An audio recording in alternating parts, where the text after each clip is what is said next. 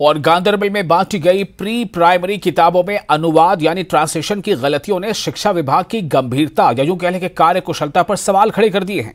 पुस्तकों में अनुवाद की कुछ बड़ी और चौंकाने वाली गलतियां सामने आई हैं। ये रिपोर्ट देखिए।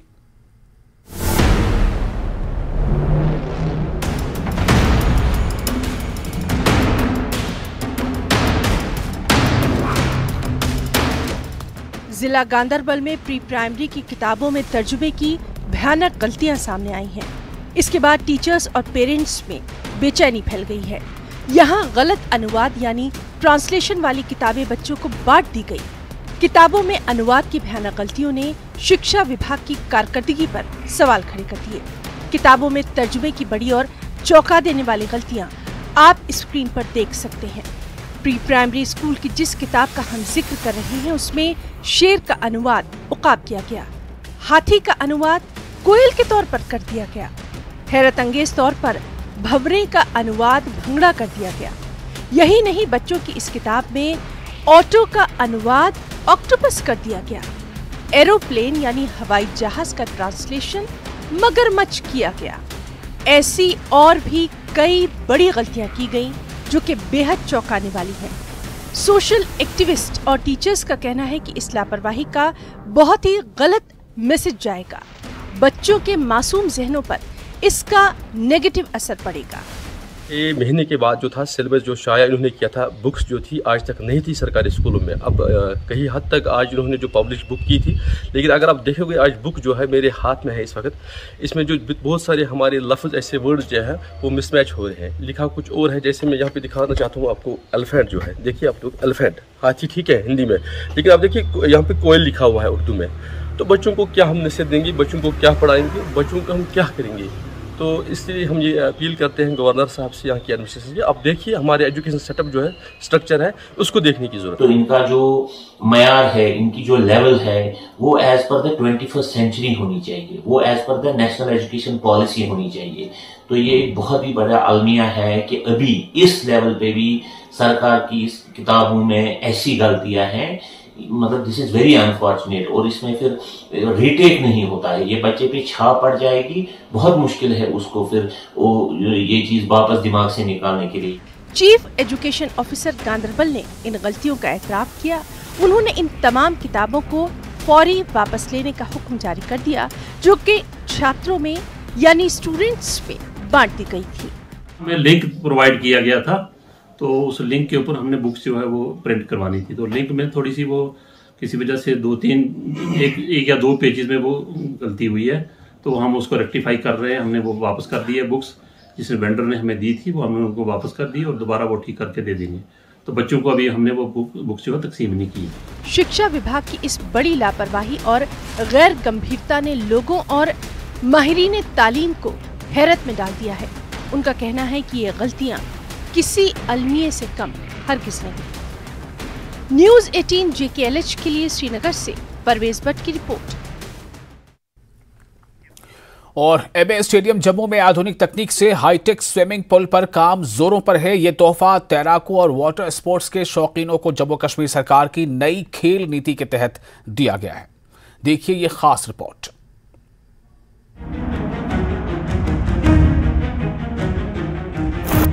JNK के यूनियन टेरिटरी बनने के बाद JNK में खेल और दीगर शोबों के एक नए दौर का आगाज हुआ है। खेलों की नई पॉलिसी के तहत खेलों के शोबे में तब्दीली देखने को मिल रही है। खेलों की तमाम सरगर्मियों के बुनियादी ढांचे पर हुकूमत बड़े पैमाने पर काम कर रही है, जिसकी झलक MA स्टेडियम में all time high tech and advance swimming pool में देखी जा सकती है। यहाँ पे जो काफ़ी इक्विपमेंट की कमी थी, पहले यहाँ पे क्लीनिंग डिवाइसेस प्रॉपर नहीं थे, फिल्ट्रेशन प्लांट प्रॉपर नहीं था, वो सब अपग्रेड हो रहा है। यहाँ पे ऐप बेस्ड रोबोट्स क्लीन करेंगे पूल, जो कि इससे पहले 3 लोगों को मैन्युअली रिमूव करना पड़ता था। स्ट्रक्चर्ड कवर्ड है, उसके बाद रोप्स लगने वाली है, स्टार्टिंग ब्लॉक्स लगने वाले हैं, अपग्रेडेड टाइल्स लगने वाली है, पूल की लेवल करेक्ट होने वाली है, डेप्थ की, हाइट की, सब कुछ, शावर रूम्स, लॉकर रूम, सब लेटेस्ट स्टैंडर्ड पे। खिलाड़ियों ने खेलों के शोबे में हर तरह की मदद फराहम करने और खिलाड़ियों के लिए खुशगवार माहौल बनाने के लिए हुकूमत की कोशिशों की सराहना की है। इस तरह की सहूलियात से खिलाड़ियों को हाई लेवल एक्सप्लोर करने में मदद मिलेगी और खिलाड़ियों को कौमी और बैनुल अक़वामी टूर्नामेंट्स में बेहतरीन परफॉर्मेंस करने का एक प्लेटफॉर्म भी मिलेगा। चाइल्डहुड मैं एमए स्टेडियम में खेल रही हूँ, तो अभी के टाइम पे अगर देखा जाए तो बहुत ज़्यादा वहाँ पे डेवलपमेंट हुआ है, चाहे वो क्रिकेट के लिए हो, चाहे वो बास्केटबॉल के लिए हो, चाहे वॉलीबॉल के लिए हो, सारी गेम्स के लिए। बट मेनली इस टाइम पे जो अभी सुनने को मिल रहा है वो स्विमिंग पूल के लिए बात हो रही है कि जो स्विमर्स हैं उनके लिए मुझे लगता है बहुत ही अच्छा प्लेटफॉर्म बनने जा रहा है। स्पोर्ट्स पॉलिसी बनी है तो उसके तहत जो हमारे जम्मू एंड कश्मीर में बहुत स्पोर्ट्स को काफ़ी ज़्यादा बढ़ावा दिया गया है। और जैसे कि हम बात करें हमारे एमए स्टेडियम में जो स्विमिंग पूल बन रहा है तो वो काफ़ी हाईटेक और एडवांस है, तो इससे हमारे यूथ को काफ़ी ज़्यादा बढ़ावा मिलेगा। इससे पहले स्विमिंग के लिए सहूलत और ट्रेनिंग की दस्तयाबी के नतीजे में तैराकों की कारकर्दगी मुतासिर हो रही थी और स्विमिंग को नौजवान नस्ल में नुमाया अंदाज में मुतारुफ नहीं करवाया गया। अब जदीद इंफ्रास्ट्रक्चर और ट्रेनिंग के नतीजे में खिलाड़ियों की माहिराना सलाहियतों में बेपनाह इजाफा होगा। पहली बात है यहाँ पे प्रॉपर अब स्टार्टिंग ब्लॉक्स लगेंगे। कंपटीशन में जो हमारे एथलीट्स ट्रेनिंग में जाएंगे उनको उसका पहले से ही यूज टू हो जाएंगे कि स्टार्ट कैसे करनी है, जंप कैसे करनी है। इससे पहले यहाँ था नहीं, तो वो किसी दूसरे स्टेट में जाते वहाँ पे जब रेस से पहली बार शायद स्टार्टिंग ब्लॉक पे रहते, तो ऐसे ही उनकी प्रैक्टिस होगी। एंड देखिए ये पुल पब्लिक भी यूज़ के लिए होता है। यहाँ पे मैं भी एक्साइटेड हूँ, वेट कर रहा हूँ, सब पब्लिक एंक्शियस है, उनको भी थोड़ा यूज टू हो जाएंगे एक अच्छे स्टैंडर्ड ऑफ पूल के लिए। तो अगर उनमें से किसी का भी बच्चे का स्विमिंग में इंटरेस्ट डेवलप होता है तो उसको ऑलरेडी कोई चीज़ नई नहीं मिलेगी। हुकूमत की तरफ से तैयार करदा नई स्पोर्ट्स पॉलिसी पर अमल करने से खेलों से मोहब्बत करने वालों को बेहतरीन मौके फराहम किए जा रहे हैं। उन्हें हर खेल खेलने के लिए जदीद इंफ्रास्ट्रक्चर मिल रहा है, स्टेडियम्स को तरक्की दी गई है और जम्मू कश्मीर में खेलों की हर सरगर्मी को फरोग दिया जा रहा है। न्यूज़ 18 JKLH के लिए राजेंद्र टिक्कू की रिपोर्ट। ब्रेक के बाद फिर आपका स्वागत है। आप देख रहे हैं न्यूज़ 18 JKLH। जम्मू कश्मीर अपनी पार्टी की तरफ से आरएसपुरा में कार्यक्रम आयोजित किया गया। कार्यक्रम में काफी संख्या में महिलाएं अपनी पार्टी में शामिल हुई, जिनका पार्टी के जिला ग्रामीण प्रधान सरदार हरप्रीत सिंह ने हार पहनाकर स्वागत किया। जम्मू कश्मीर ज्वाइनिंग प्रोग्राम था। आज आप देख सकते हो कि काफ़ी लोग यहाँ पे आए हैं और मुझे इस बात की बहुत खुशी है कि जो हमारी पार्टी है ये जन तक पहुंचने के जो मकसद था उनका उसमें कामयाब होती नज़र आ रही है। जो उम्मीदें, जो बातें, जो हमने वादे इनसे किए हैं वो वादे हम पूरे निभाएंगे और इनकी भलाई के लिए हम हर प्रयास जो हम कर सकते हैं वो ज़रूर करेंगे। हम चाहते हैं कि जो डेमोक्रेसी का जो मेन मोटो है वो पूरा हो, कि जो पावर है वो लोगों तक आए। और कठुआ में निर्माणाधीन एक शॉपिंग मॉल को जिला प्रशासन द्वारा तोड़ने की कोशिश के विरोध में लोगों ने प्रदर्शन किया। सुबह तड़के जब मॉल को तोड़ने के लिए सरकारी अमला यहां पहुंचा तो मॉल के मालिक और स्थानीय लोगों ने विरोध किया। प्रशासन की कार्रवाई के खिलाफ प्रदर्शनकारी लगभग 3 घंटों तक जम्मू पठानकोट राष्ट्रीय राजमार्ग पर बैठ गए, जिससे आवाजाही बंद होकर रह गई। डीसी कठुआ के खिलाफ नारेबाजी करते हुए लोगों ने कहा कि बिना नोटिस के इस तरह बिल्डिंग को तोड़ना गैर कानूनी है। यहां के लोग डीसी कठुआ के अड़ियल रवैये से नाराज नजर आए। कि कोई पर्चा तो होता है ना, कोई कि हाँ इस ये पर्चा है, इसके अकॉर्डिंग आपकी बिल्डिंग जो हमने डिसमेंटल की थी, बट ये कोई है ही नहीं है, बस मतलब वर्बली मतलब डिसमेंटल हो गई है। ये कहाँ की मतलब डेमोक्रेसी है। मतलब 15 दिन इन्ने परेशान ही कि मतलब उन्हें मैंटली रैश करे, तो कभी एक जगह फोन कराया, कभी दूसरी जगह फोन करा दे, सन समझ नहीं आते। वो मतलब कि 1 मिनट टिके दुकान पर नहीं बैठा रही, उनकी जगह मिगी बैठने पवा रही, बस दुकान के लड़के ही हैंडल करते ही। ये बेचारा उत्थे कोर्टा ही दौड़ा रही, ना उन्हें कोई आर्डर मिला। बस इससे गल तो परेशानी कि सानू कोई आर्डर तो दियो कोई, भाई किस वजह नाल तोड़ी थी, रातों रात ही तोड़ी थी बिल्डिंग। अनलीगल जो जितनी भी बिल्डिंग बनी हुई हैं, अगर एक बिल्डिंग है तो जो बाकी की 50, 100, 200, 1000 बिल्डिंग है इधर जो किसी के पास नक्शा भी नहीं है, तो उनको भी तोड़वाइए। फिर कल से उनका काम भी शुरू कर दीजिए।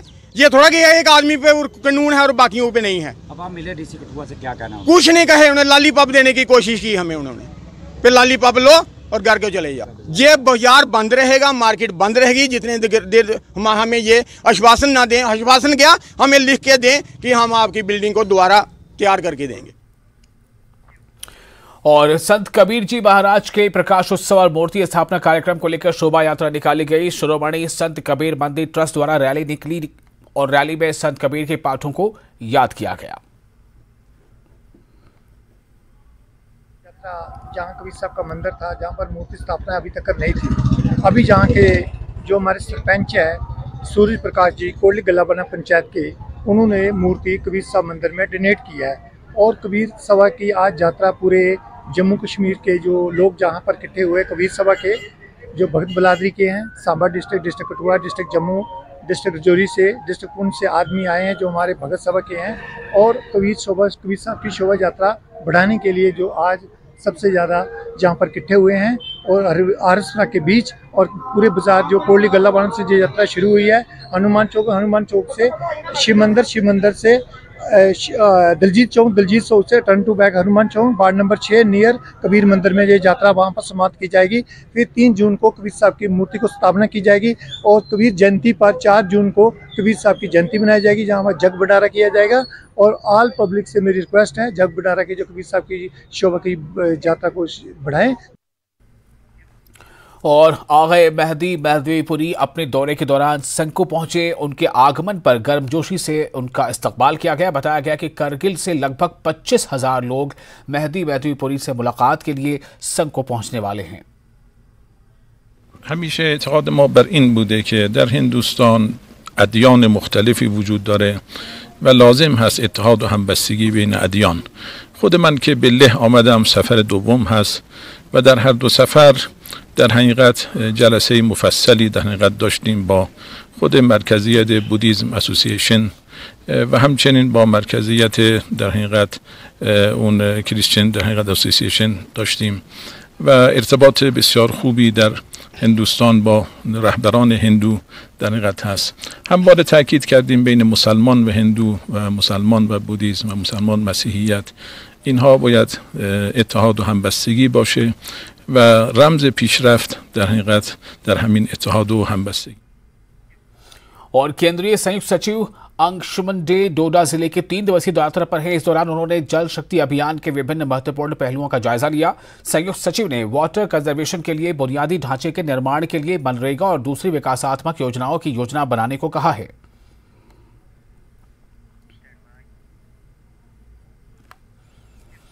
मंडी में कांग्रेस प्रदेश अध्यक्ष प्रतिभा सिंह ने अपने दौरे के दौरान सुंदरनगर में पत्रकारों से बातचीत में कहा कि उनकी तरफ से आगामी लोकसभा चुनाव को लेकर पूरी तैयारी चल रही है और टिकट देना हाईकमान का फैसला होता है। साथ ही कहा कि अगर उन्हें चुनाव लड़ने के लिए कहा जाता है तो वो इस जिम्मेदारी को फिर से निभाने के लिए तैयार हैं।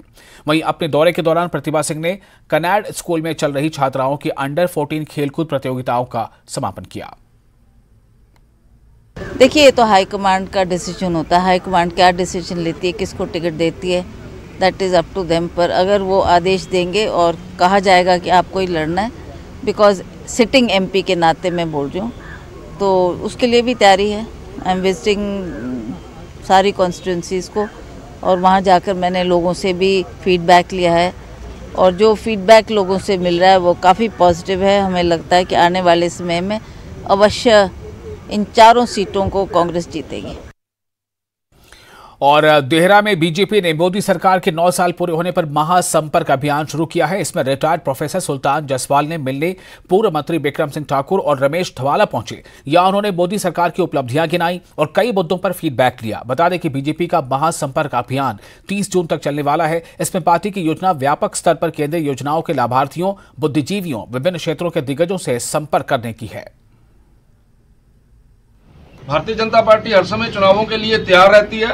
कार्यकर्ताओं के साथ बैठेंगे, उनसे बातचीत करेंगे और 2024 की तैयारी संभव बिल्कुल उसी की तैयारी में लगे हैं। निश्चित तौर से हमारी पार्टी ने कुछ विषयों के ऊपर अपनी बात रखी है और इसमें बिल्कुल हमारा कोई डबल स्टैंडर्ड से हम बात नहीं करते। हमारी बातें बिल्कुल साफ सुथरी होती हैं।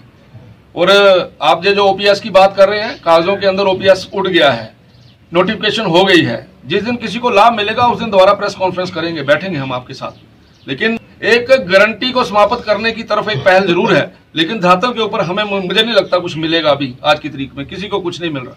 वो सारे विषय हैं जिन विषयों को हम आज से 10 साल पहले बोलते थे। हम बोलते थे राम मंदिर बनेगा, हम बोलते थे धारा 370 बने जो है वो उसको उड़ाएंगे, हम बोलते थे कि जहां हुए हमारे मुखर्जी जो शहीद हुए हैं वो कश्मीर हमारा है। हमने उन सब बातों को के ऊपर ठीक तरीके से उतरे हैं। और हिमाचल प्रदेश के विधानसभा अध्यक्ष कुलदीप सिंह पठानिया ने नए संसद भवन को लेकर अपनी नपी तुली प्रतिक्रिया दी है। उन्होंने इशारों में केंद्र सरकार पर निशाना भी साधा और कहा कि पीएम सदन के नेता है, ऐसे मौके पर पक्ष और विपक्ष के लोग मौजूद रहें, ये सदन के नेता पर निर्भर होता है। प्रदेश और देश की जनता की जो आकांक्षाएं, भावनाएं, लोकतंत्र, प्रजातंत्र के प्रति उनकी आस्था, उसका प्रतिबिंब है। अब प्रधानमंत्री सदन के नेता हैं और सदन के नेता होने के नाते इन विषयों के ऊपर बहुत गंभीरता के साथ ध्यान में रखना ये उनका विषय है, ये हमारा विषय नहीं। क्योंकि वो सदन के नेता हैं तो सदन के अंदर सारे जो है पक्ष विपक्ष सारी पार्टियों के लोग आए, ये सदन के नेता के ऊपर मुनसर करता है। एज ए अध्यक्ष मेरी जो जिम्मेवारी है, या अध्यक्ष लोकसभा की जिम्मेवारी है सदन का संचालन करना है, तो उसमें हमारे ये प्रयास होते हैं कि पक्ष विपक्ष के सभी लोग जो है अंदर आके अपनी अपनी बात को रखें जो देश और प्रदेश के हित में हो। तो अब ये सारे फैसले जो हैं अपने अपने स्तर पर हैं। अब लोकसभा के माननीय अध्यक्ष क्या फैसला लेते हैं उसके ऊपर मैं हस्तक्षेप नहीं कर सकता, ना मैं उसमें टिप्पणी कर सकता। और इसी के साथ खास रिपोर्ट में फिलहाल इतना ही, लेकिन न्यूज़ 18 JKL इस पर लगातार बड़ी और अहम खबरों का सिलसिला जारी रहेगा।